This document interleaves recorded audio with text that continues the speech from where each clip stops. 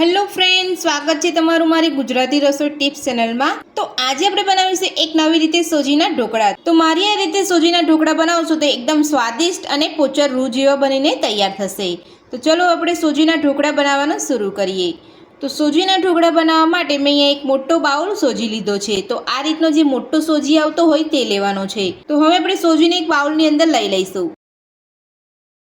તો સોજીને આપણે એક બાઉલની અંદર લઈ લીધો છે। તો હવે આપણે તેની અંદર એક વાટકી દહીં ઉમેરીશું। તો તમારી પાસે અહીંયા ખાટું દહીં હોય તો તમે ખાટું દહીં પણ લઈ શકો છો। મારી પાસે અહીંયા મીડિયમ ખાટું દહીં હતું એ મેં અહીંયા લીધું છે। તો હવે આપણે તેની અંદર એક વાટકી જેટલું પાણી ઉમેરીશું। બધું જ મિક્સ કરી દઈશું। દહીં ને પાણી ઉમેર્યા પછી સોજી સાથે બધું સરસ મિક્સ કરી લેવાનું છે। તો બધું જ મિક્સ કરી લીધા પછી હવે આપણે ખીરાની અંદર એક ચમચી આપણે આદુ મરચાંની પેસ્ટ ઉમેરીશું। સાથે જ સ્વાદ પ્રમાણે મીઠું ઉમેરીશું। એક ચમચી ખાંડ ઉમેરીશું। બધું સરસ મિક્સ કરી લઈશું। તો બધું જ આપણે અહીંયા મિક્સ કરી દીધું છે। તો હવે આપણે તેને 10 મિનિટ માટે ઢાંકીને રહેવા દઈશું। તો હવે આપણે એક ચોપર લીધું છે તેની અંદર કેપ્સિકમ ઉમેરીશું। સાથે જ એ રીતના આપણે અહીંયા કટ કરેલા ગાજર ઉમેરીશું અને ગાજર અને કેપ્સિકમને આપણે ચોપ કરી લઈશું। તો ગાજર અને કેપ્સિકમને આપણે અહીંયા ચોપ કરી લીધા છે। તો તમે જોઈ શકો છો આ રીતનું આપણે અહીંયા ચોપ કરવાનું છે।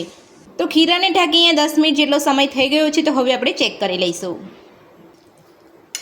તો સોજી આપણો અહીંયા ફૂલીને સેટ થઈ ગયો છે। તો હવે આપણે તેની અંદર થોડું પાણી ઉમેરીશું।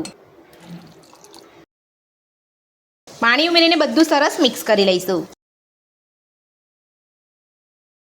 પાણી ઉમેરીને બધું જ આપણે અહીંયા સરસ મિક્સ કરી લીધું છે। તો હવે આપણે તેની અંદર ચોપ કરેલા કેપ્સિકમ અને ગાજર ઉમેરીશું। સાથે જ 2 ચમચી જેટલા મકાઈના દાણા ઉમેરીશું। બધું જ મિક્સ કરી લઈશું। તો બધું જ મિક્સ કરી લીધા પછી હવે આપણે તેની અંદર 2 થી 3 ચપટી જેટલો બેકિંગ સોડા ઉમેરીશું। સાથે જ 2 થી 3 ચમચી જેટલું પાણી ઉમેરીશું। તમે બેકિંગ સોડાની જગ્યા પર ઈનોનો ઉપયોગ પણ કરી શકો છો અને બધું સરસ મિક્સ કરી લઈશું। તો એક વાટકી પાણી અને એક વાટકી દહીં ઉમેર્યા પછી આપણે બધું જ અહીંયા મિક્સ કરી લીધું હતું અને પછી આપણે ફરીથી એક વાટકી જેટલું પાણીનો ઉપયોગ કર્યો છે। તો તમે જ્યારે પણ ઢોકળા બનાવો ત્યારે તમારે આ રીતનું ખીરું બનાવવાનું છે। વધારે પડતું તમારે અહીંયા પાણી નથી લેવાનું। તો ઢોકળાનું ખીરું બનીને આપણું તૈયાર છે। તો હવે આપણે ખીરામાંથી ઢોકળા બનાવીશું। તો ઢોકળા બનાવવા માટે મેં અહીંયા ઢોકળાની ડીશ લીધી છે। તો હવે આપણે તેને તેલથી ગ્રીસ કરી લઈશું। એ જ રીતે આપણે બીજી ડીશને પણ ગ્રીસ કરી લઈશું।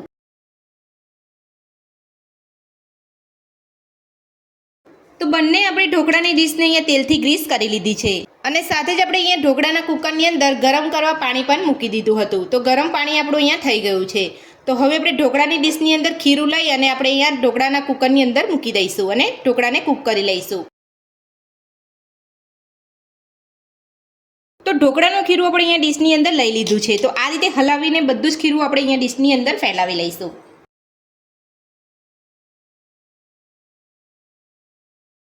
તો આ રીતનું ખીરું અહીંયા લીધા પછી આપણે ડીશને આ રીતે અહીંયા પછાડવાની નથી। આ રીતે તમારે અહીંયા હલાવી અને ખીરું સેટ કરી લેવાનું છે। તો હવે આપણે આ ડીશને કુકરની અંદર લઈ લઈશું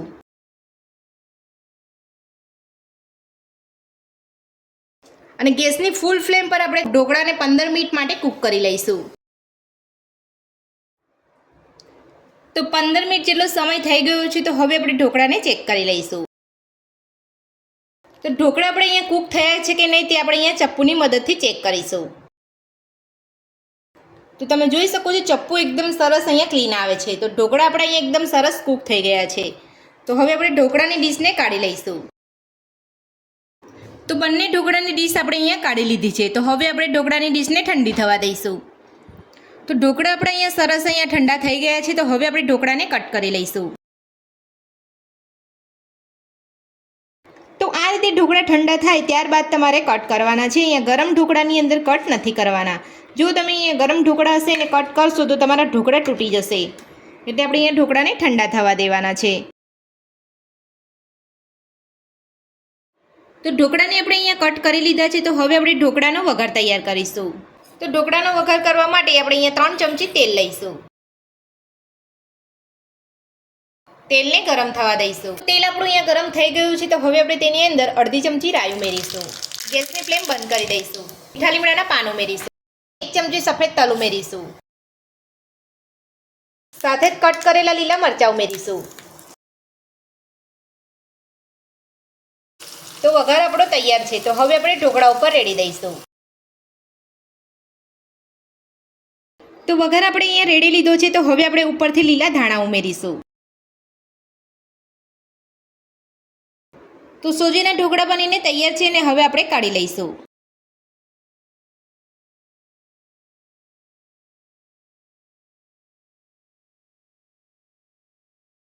તમે જોઈ શકો છો આપણા સોજીના ઢોકળા એકદમ સોફ્ટ બન્યા છે.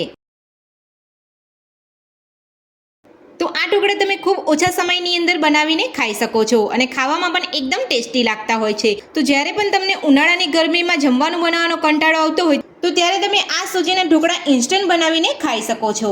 તો હવે આપણે ઢોકળાને એક ડીશની અંદર કાઢીને સર્વ કરી લઈશું. તો સોજીના ઢોકળા બનીને તૈયાર છે અને એક પ્લેટની અંદર આપણે અહીંયા સર્વ પણ કરી લીધા છે. તો આ સોજીના ઢોકળા તમે ચટણી સાથે અને ચા સાથે પણ ખાઈ શકો છો. તો તમે જોઈ શકો છો આપણા ઢોકળા એકદમ અહીંયા પોચા બન્યા છે.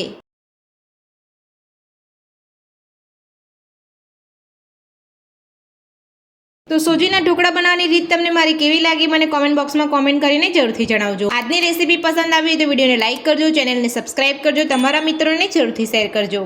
Thank you.